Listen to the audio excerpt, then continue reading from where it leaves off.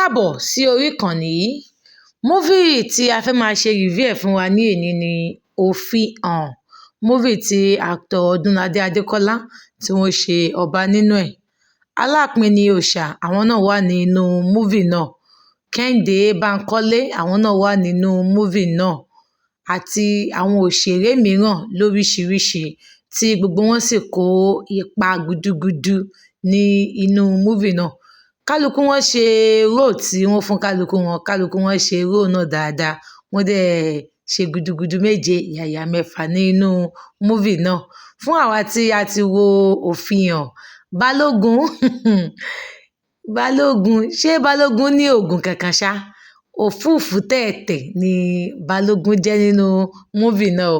Torí pé bí wọ́n ṣe ń gbé ni Balógun ń gbé lẹ̀. Èyí kí Balógun lọ kojú Òfihàn, Balógun ò lè kúrò ní inú ìlú. Fún àwa tí a tún ti wo sinimá náà, ẹ dákun, kí ni ẹ̀yin rí nípa Atini ní inú sinimá náà? Ó dàbí pé Atini gan fẹ́ lágbára ju ọba tí wọ́n fi sí orí àpèrè gangan lọ. Well, ẹ jẹ́ ká watch out for part 2 ká fi lè mọ bí Atini ṣe jẹ́ sí kábíyèsí gangan, because àwọn èèyàn ń sọ pé kí kábíyèsí tó dórí ipò, àwọn ọmọ ẹni tó ń jẹ́ Atini. Ọ̀sán kan òru kan ni àwọn kan ṣàdédé ń rí Atini pẹ̀lú ọba.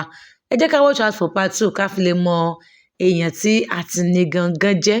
Àti fún olórí, bí ìbọn ṣe ba olórí, bẹ́ẹ̀ náà ni ọmọ ọba ni ó dìde ní orí àkèrè àìsàn tí ó wà. Ẹ jẹ́ ká watch out for part 2 láti fi lè jẹ́ kí òye nǹkan tó ṣẹlẹ̀ níbẹ̀ yẹn kí ó tún yé wa sí i. Kí Ọlọ́run ṣàánú ọkùnrin o. Tí ọkùnrin bá ti rí nǹkan tí ó ń wá, àbí tí wọ́n rí nǹkan tán fẹ́ jẹ, wọn kì í gbọ́n mọ́ o. Fún àwa tí a ti wo Òfihàn, ẹ rí bí obìnrin ṣe lọ bá Òfihàn pé òun fẹ́ jọba ìlú torí pé Òfihàn ní nǹkan tí ó fẹ́ gbà ní ọwọ́ rẹ̀. K'Ọlọ́run kó kú ṣàánú ọkùnrin pẹ̀lú mo ṣàgbọ́dọ̀ mú tójú mi kúrò yìí. Torí pé ó ní nǹkan tí ó fẹ́ gbà lọ́wọ́ rẹ̀, ìbálòpọ̀ lásán. Ó dẹ̀ fẹ́ ṣe nǹkan tí obìnrin náà fẹ́. Ẹ watch out for Òfihàn part 1 ní orí Yorùbá Plus ní YouTube láti fi lè jẹ́ kí àwọn àlàyé tí mò ń ṣe kí ó lè yé yín dáradára. Bóyá ẹ̀yin ṣe ń ṣe alábàápàdé àwọn fídíò wa fún ìgbà àkọ́kọ́, ẹ jọ̀wọ́ ẹ bá wa tẹ subscribe button láti fi lè máa rí àwọn movie review nígbàkúgbà tí a bá ń jù sílẹ̀. A sì gbàládùra pé ojú, etí àti ọwọ́ èyí tí ẹ̀ ń lò láti fi máa gbọ́, láti fi máa rí wa àti láti fi máa tẹ subscribe button náà. A gbàládùra pé kankan nínú wọn ò ní díbàjẹ́ ní àṣẹ Elédùmarè. Àmín. Ẹ lọ wo Òfihàn part 1 ní Yorùbá Plus TV.